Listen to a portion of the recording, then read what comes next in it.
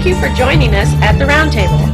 Brought to you by Community Education Arts, a nonprofit organization based in Noblesville, Indiana. I'm Alice Cavanis-Gober, president of CEArts. And I'm Sarah E. Morin, secretary of CEArts. Let's sit down at the Roundtable.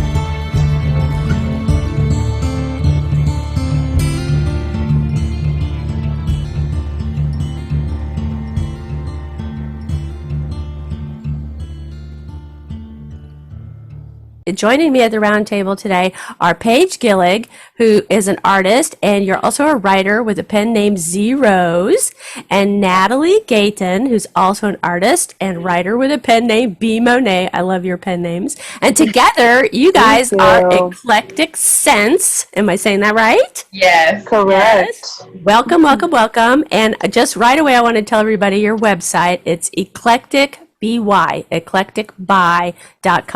So everybody go to Eclectic Sense at eclecticby.com. It's so wonderful to have you here. I love what you say your goal is to produce, inspire, and collaborate with future writers and artists. I think that's so wonderful. So Payge and Natalie, I'm so excited to have you here. Hello. Thank you for having us. Honestly, I'm excited for this. I know we've been trying to do this for a while, so I'm so glad. I know we've been busy, right? You guys are both busy. I'm not so busy. I just, do what I do. But I don't, people's schedules change. Let's just put it that way. So They do. Yeah. And I love that you guys are doing this interview today together because I know you both are writers and artists, in your own rights, but I love that you work together so much. I'm very big on collaboration between artists and writers, and so I love that that's what you're doing, and it's a real treat for me to have you both here to talk about all this stuff that you do. So my first question for everybody is always the same. When did you first know, whatever your art passion is, that was your destiny? And so round robin style, Payge and then Natalie, tell us about that. I at first did not know I was much of the artist. I always let that be my sister. So when I began picking up paints just for therapy during my college years, that is when I slowly started finding my place and kind of what I wanted to do in life. Oh, that's amazing. I love that you put the words therapy in there and just picking up paints, and just the way you describe that is just so perfect, because I truly believe that's how a lot of people come to realize their creative selves, is almost accidentally. Natalie, what about you?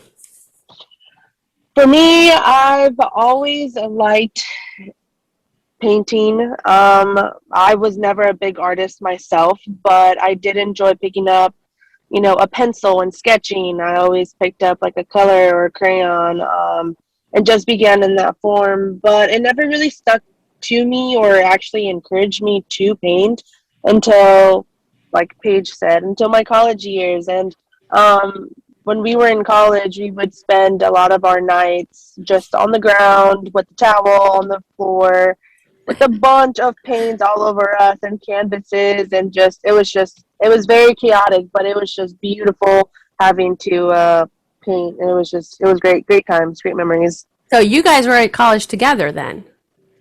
We actually went to Indiana School for the Deaf, and I only spent 1 year there, and I transferred to Ball State.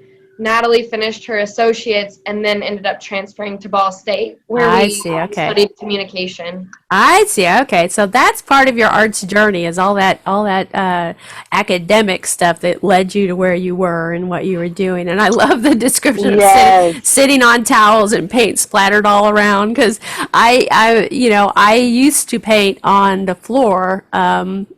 and we used to live in a two-story house, and Mhm. I kind of took over the loft after my youngest child went to college, and the loft had been his playground basically, and I kind of took it over, and I would Now spread it's your like playground, right? yeah, I spread about four different layers of, canvas drop cloths on the carpet Mhm. for the whole room. And just, I would work on, four or five paintings at once. And Yeah. paint was everywhere. If I hadn't put those canvases down, I don't think we could have sold that house when we moved.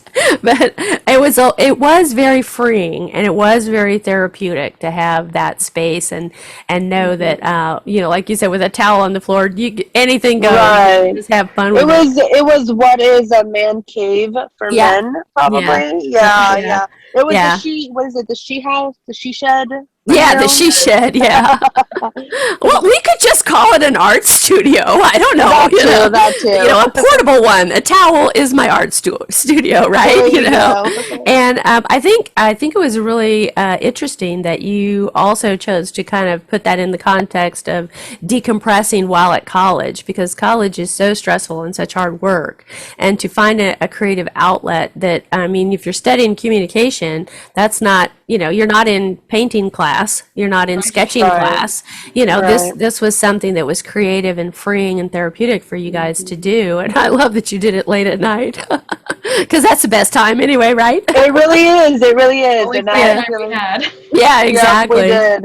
Exactly. So, in this arts journey that you two have shared, tell me a little bit. No, not me. Tell our wonderful audience a little bit about any obstacles or discouragement that you felt, and then maybe overcoming those, and or some highlights, because we like to get the true picture of the arts journey, which I believe is a roller coaster. So, I will put a premise down. Part of our arts journey did start by like reading poetry and like seeing different parts of the art realm. And like you said, we had our little yoga mats as well, and that was our other decompressing. So we were doing a lot of different kinds of ways to release that energy.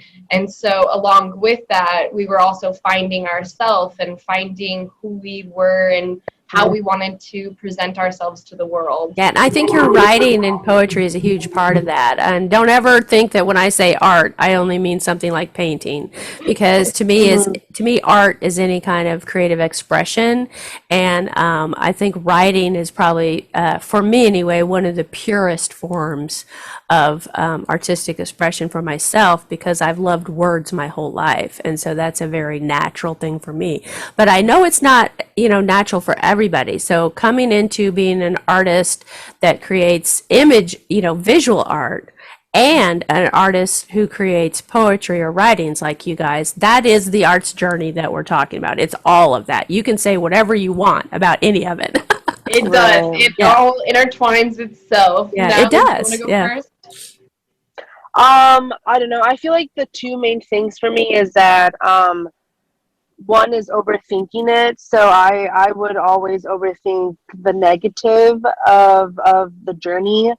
And that would put a lot of stress on me. That would be the second thing on me.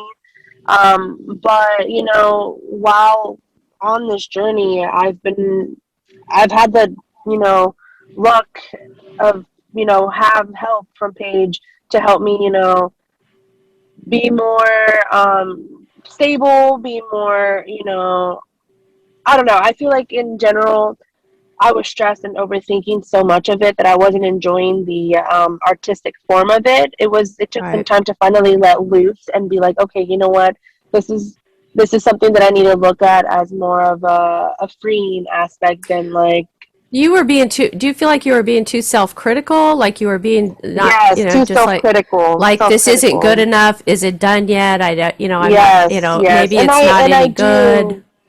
And my issue was I had so many like pieces that are not done, and I still have a lot of pieces that are not done. And it's always hard for me to come back to it Yeah. and continue it, You So, are not in alone in that that. As a sense. fellow painter, let me tell you, you are not alone in that. And I used to have a rule that a painting was finished when I signed it. And Mhm. many, many times, I signed something and I was like, oh man, I am not happy with that piece. Right. And it just grated on me and grated on me for months and Mm-hmm. months. And it was hard for me to offer it to an exhibit or anything because I didn't think it was good. And I'll Right. tell you, 9 times out of 10, when I've sold something, it's something I was not happy with myself. Art is so subjective. You never know. Yeah. Yeah. And the Yes. other thing that I learned is starting a painting and leaving it for months, weeks, whatever it takes. I've painted paintings that have taken me over a year to paint, and I've painted paintings that I've finished in an afternoon. I mean, Mm-hmm. you can't put time on that because an unfinished Yes. work is simply that. It's not finished yet. It doesn't mean it's Right. bad, and it doesn't mean you're not going to paint over it and start again. You know Mm-hmm. what I mean? Yeah. So I feel like that what you have expressed, Natalie, a lot of artists have dealt with those feelings of, first of all, the worthiness of their work. And second of Mm-hmm. all, that is it done? Is it too much? Am I overthinking this? It's got to be perfect. What word? Right. What brush Right. stroke do I need there? What color? How do I get the light to shine just right in the painting? Mm-hmm. Whatever.